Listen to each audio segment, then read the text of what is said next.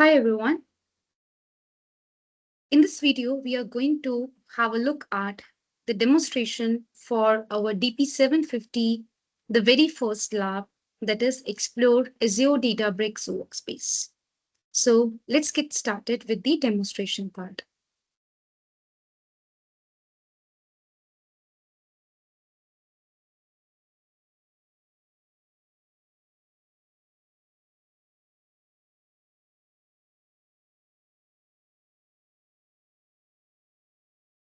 So here we have already launched the lab and it takes around 1 minute or maximum 2 minutes to launch your lab.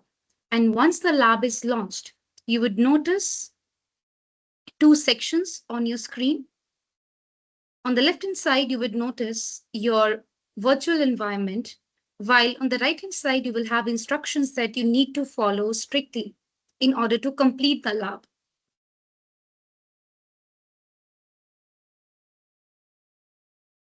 So over here, the very first step that we need to do is we need to mention the password for the admin.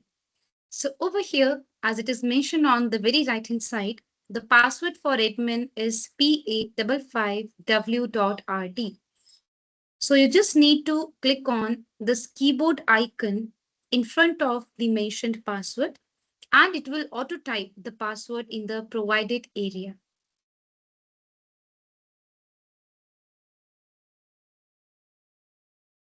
Now, once done, so you can see that we are inside our environment, right?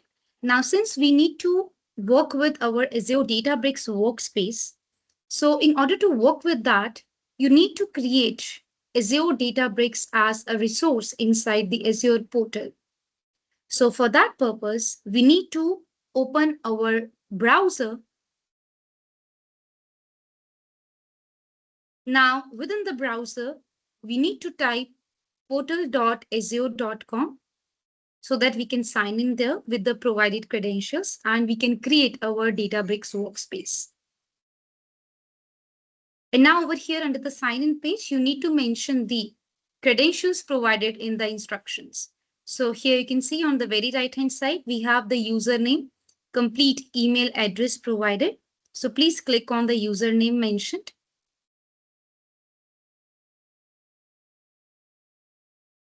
Now, once done, click on next.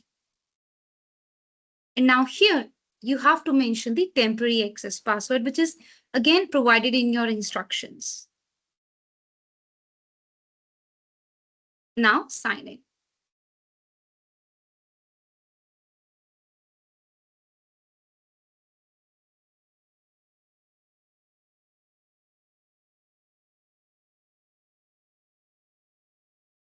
Now, once you are signed in into the Azure portal, so we need to set up our environment first. So within this course labs, we are going to run a Cloud Shell command within the bash environment inside our Azure portal, which is going to download all our resources. So this helps in saving our time where we don't have to create any resource group and the resource. So once that script is completed, our resource, which is our Azure Databricks workspace, will be created automatically for you. So let's get started. So over here, you can see at the very top, you can see we have the Cloud Shell available. If in case you're not able to see that, right over here, you will have 3 dots, something that will look like this on the right-hand side in your instruction. You need to select the Cloud Shell. Now, once selected, you will be presented with 2 options. So you need to select the first one, which is bash environment. Now over here, we don't need any storage account. So keep the default selected and then select the subscription available and click on apply.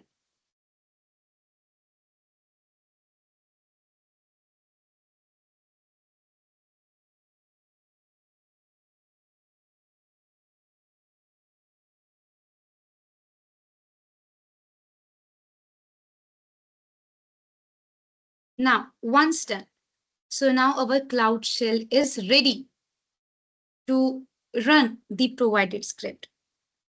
So now once you can see your username on the Cloud Shell, now you need to copy paste this provided command. So just copy the command and paste it over here. And now hit enter. Now you just have to wait for a couple of minutes for the script to get executed and to deploy your required resources for the lab.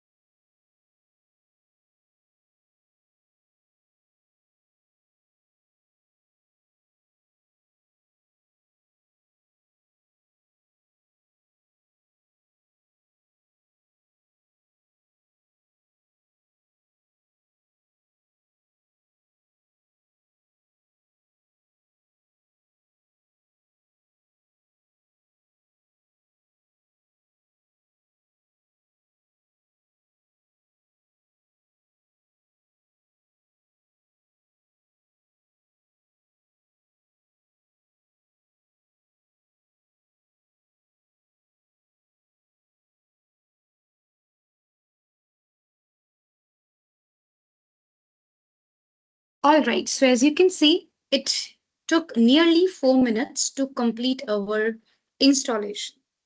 So now let's get started. Let's close this Cloud Shell. And now within your home page, go to the very top under the search bar and search for Azure Databricks. And now select the Databricks coming under the results option. Now once selected, so you can see here that this is the Databricks workspace, which is created for you within the lab, right? So you are going to open and work with this workspace only. So let's click on this workspace to launch it. And once you open it, so just like any other Azure resource, you have got the same overview tab, the activity log, access control, tasks, settings, monitoring, automation, and many more. So we are not going to look into these options because here our main purpose is to learn about the Databricks environment. So scroll down over the overview page and here you will find launch workspace option. So let's click on launch button.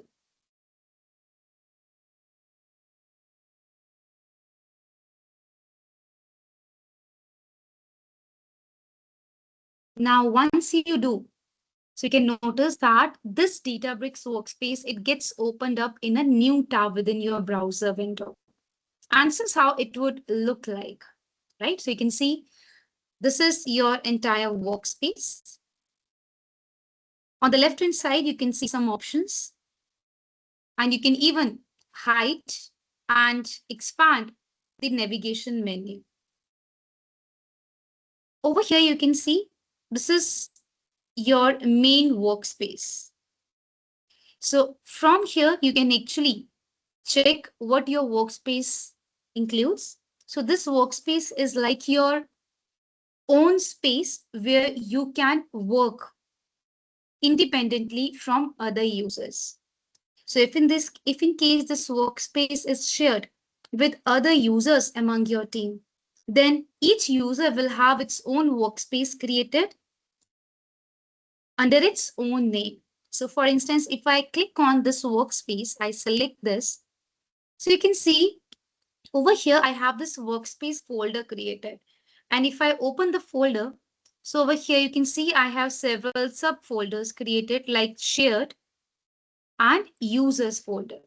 And under that users, I can see another directory or kind of a folder created under my email ID with which I am signed in.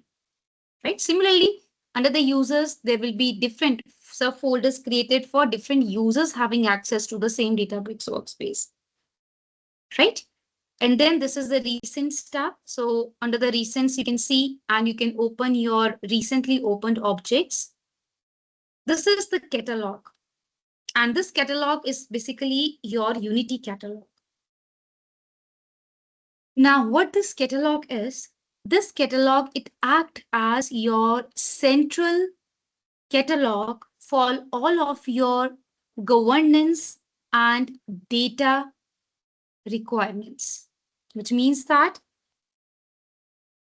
within the same catalog, you get to work with your data where you can upload your files, you can upload your tables, plus side by side, you can manage and control access to your data or your AI assets and other objects that you have created across your entire Databricks environment.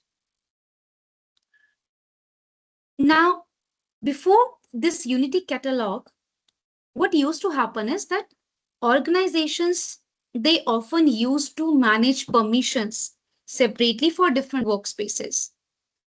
So this was making governance implementation a little bit difficult.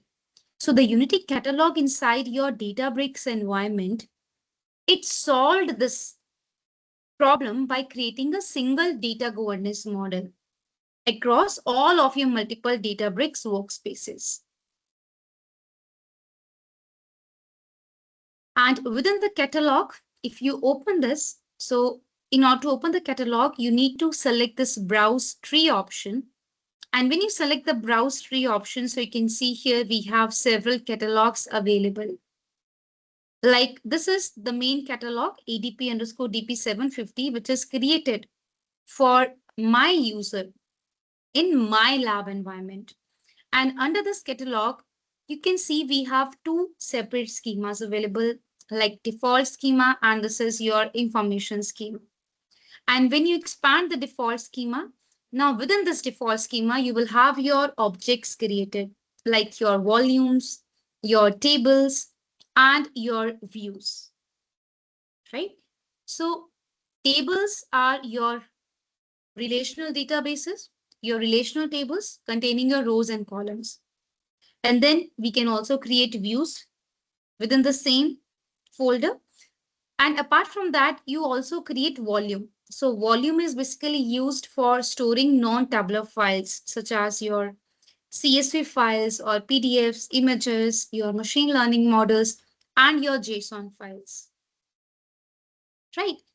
So instead of managing permissions separately in every workspace, now you can apply permissions consistently across all the workspaces through this catalog option.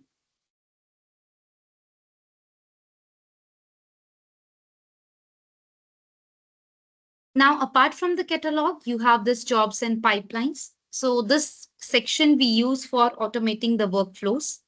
This is your compute section where you create your own compute, like a cluster for running notebooks and your SQL warehouse for running SQL queries over your tables. And this is the marketplace where you can download and install some solutions available in the market. And then at the bottom, you can see we have some other options available to work with the SQL, data engineering, and AI/ML playgrounds. Apart from this, at the very top, you can see we have this plus new button. So if you select this plus new button, just have a look what you can create within your workspace. Like you can have a notebook, you can create a SQL query, you can create a dashboard, you can create a Genie space where you can use this AI model, just like a copilot, to help you with writing your code and fixing your code as well as queries. Another one you have is visual data prep, then some more items like job, ETL pipeline, alert, legacy alert, experiment model, and applications. And some more like cluster, SQL warehouse, serving endpoint, or Git folder, as well as files. Now here, what we have to do is,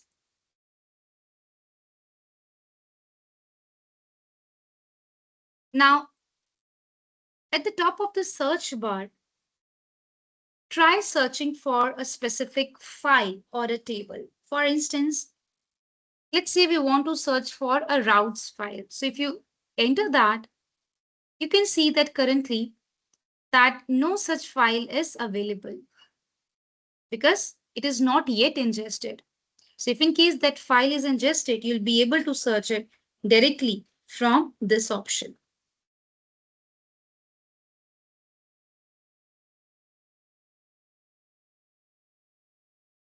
Now let's try to explore something called as Genie within our Databricks environment. So this Genie is your AI-powered pair programmer, which is built only into your Azure Databricks platform. Just like Copilot, you can take help of Genie to generate code, explain errors, suggest improvements, and answer questions. So at the very top of your screen, you can see at the top right side, we have this Genie available. So you can just click on this, open the Genie code.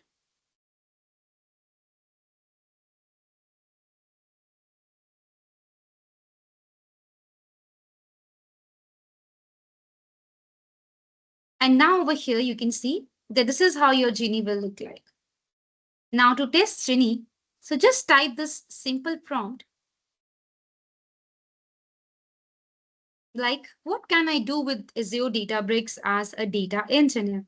And see how it responds to your question.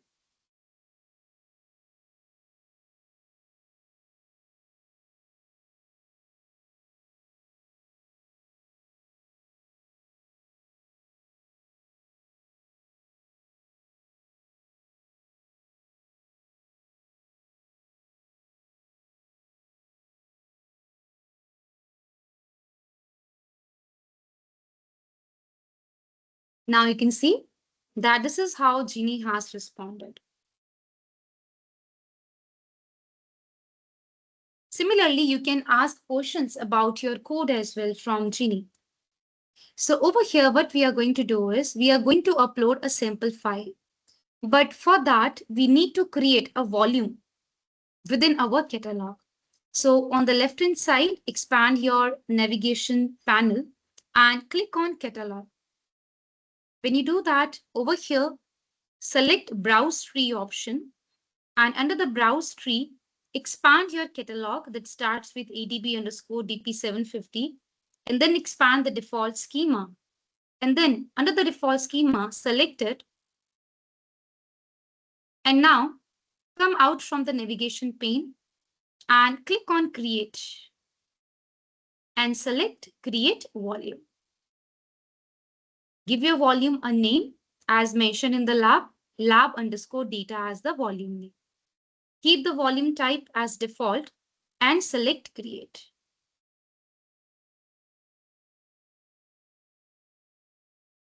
Now this will create a volume where you can upload your files. So you can see here we have got an option to upload a data to the volume. Now to do the upload, we need a file first. So open a new tab and type the URL provided within your instructions to download the CSV file. Now to download it, just press Ctrl S from your keyboard and save it to your downloads folder. Once saved, close this tab. And now select upload to this volume and browse for the file that we have just downloaded. And where we downloaded it? Under the downloads folder. Correct. Select it and open. And then click on upload.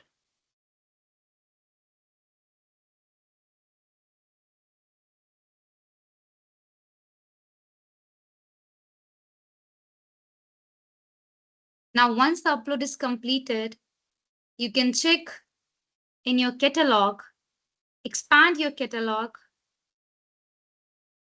the browse tree, select the default schema, and notice under the default schema, we have one volume created, which is lab underscore data. And if you check your lab underscore data, notice we have got this routes underscore CSV file available. From here, you can see your files, the size, the last modified, details about your volume, and you can grant permissions. Okay, so now you have seen that how we can create a volume inside the catalog, what's the catalog, and how we upload data to our catalog like your files. Now let's see that how you create a notebook, which is your Databricks notebook. So now in order to create a notebook for this lab, we are going to download pre-created notebook for us. So open a new tab and under the import the lab notebook section within your instructions, click on this link to download the notebook for yourself. And now do save as or Control S, remove this .txt extension and save it as all files. And now you can see that our notebook is downloaded. Now, within your Databricks workspace, so go to your workspace on the left-hand side, expand your workspace folder, and now navigate to your own folder under the users folder. Now over here, create a folder with name labs.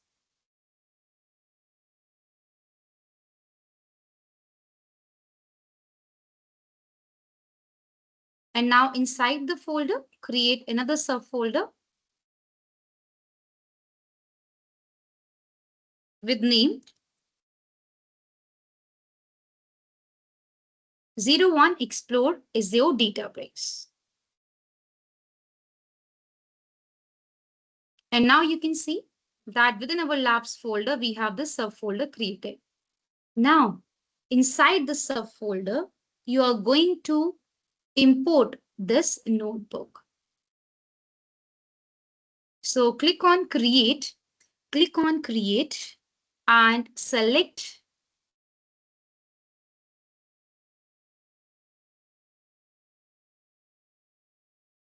import. Click on three dots here and select import. Now under the import, either you can mention URL, complete URL over here, or upload the notebook.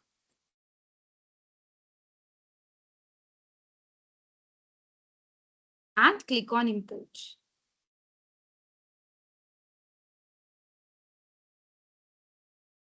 Now you can see that we have successfully imported your notebook, right? Now we are going to work with this notebook. So to work with the notebook, let's open the notebook. Click on the notebook over here.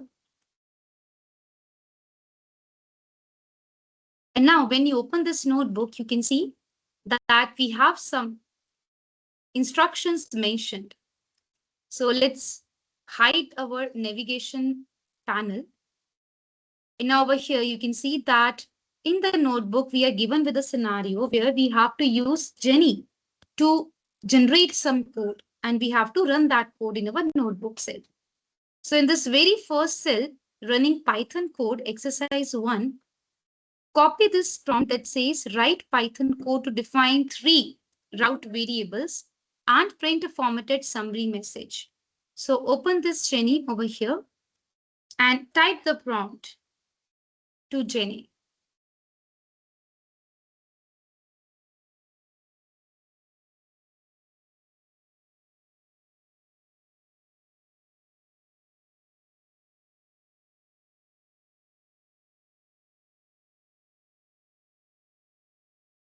And now you can see that here Genie has inserted the code automatically because we have mentioned explicitly to write Python code. So just accept it, select allow. So that Genie can execute this code for you.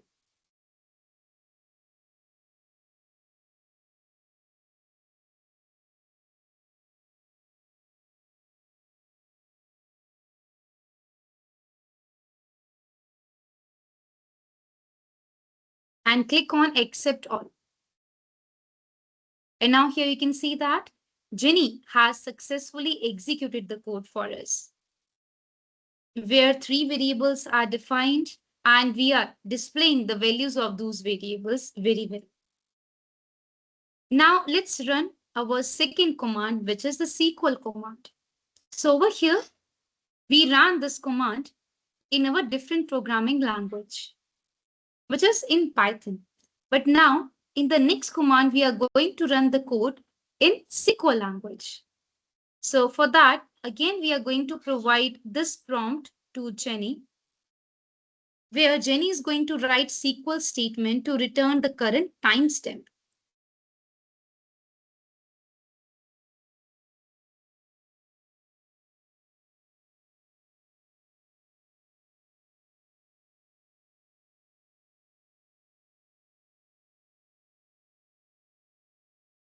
And now here again, you need to accept the change and select allow. So here, did you notice something? That in order to write SQL, here we are using something called as %SQL as a magic code. So if you want to write pure SQL in your Azure Databricks notebook, we can use this %SQL as the magic code.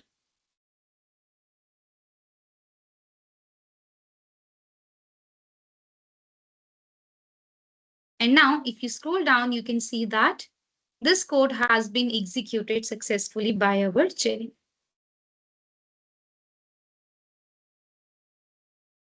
Now in this next exercise, you will learn that how you can document with the Markdown cells.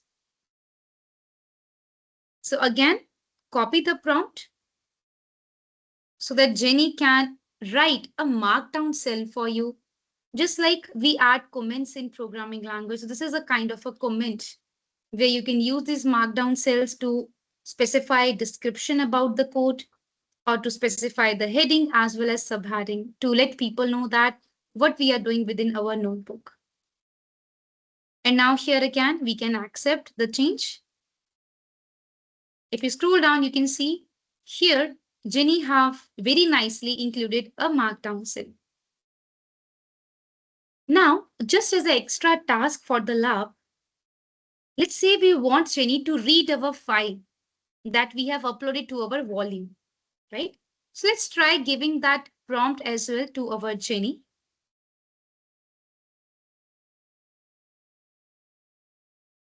So let me see where is my catalog. So this is my catalog. Inside my catalog, this is my catalog name, and this is my schema, and this is my volume name. So let me ask Jenny to write code to read routes.csv file available in lab_data volume inside default schema under the catalog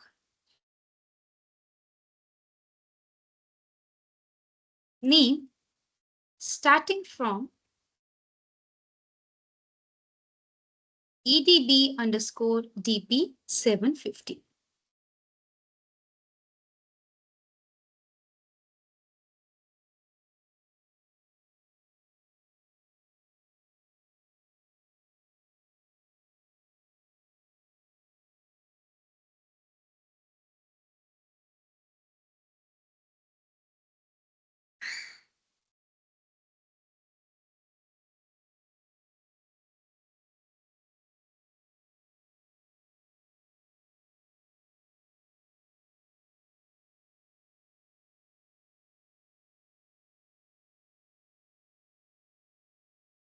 And now here you can see Jenny has provided us the code.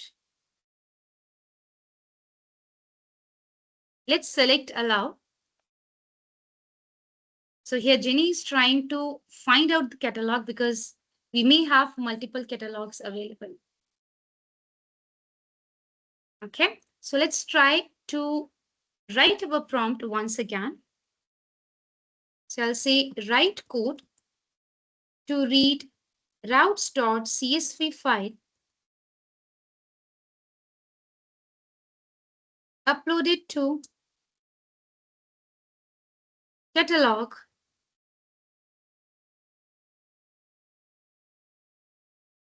with name DP_DP-750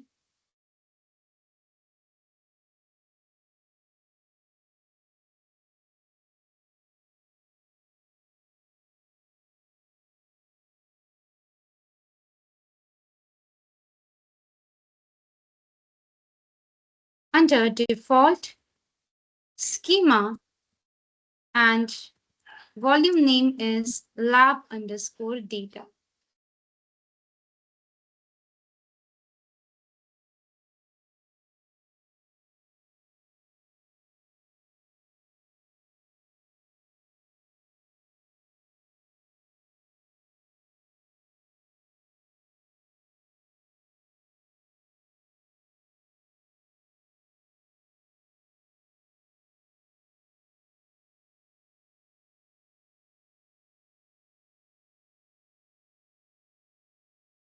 Accept the change and select allow.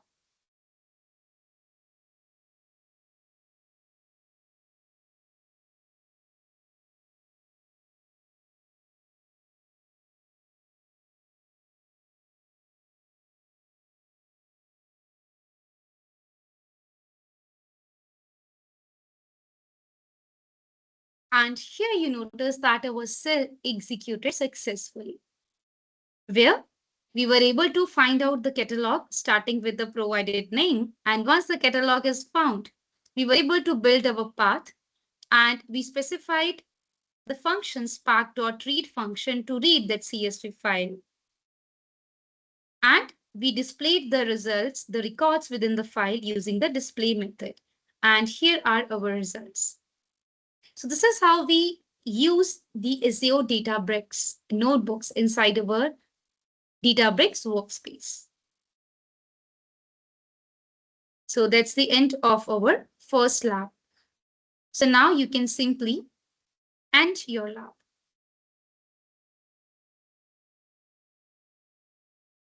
Now, before we enter lab, it's important to delete the resource group created. So at the very last, we have an option to delete the Databricks workspace. So just close the tab, open the Cloud Shell, and run the provided command.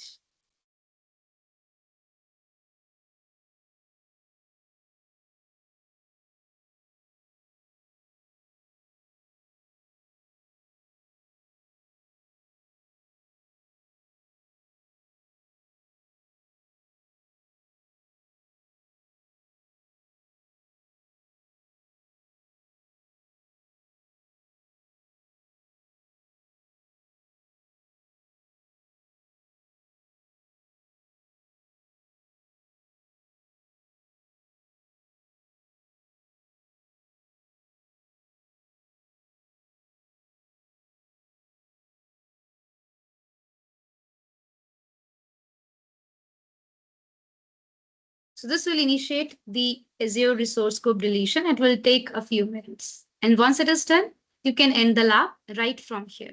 End my lab and mark it as complete.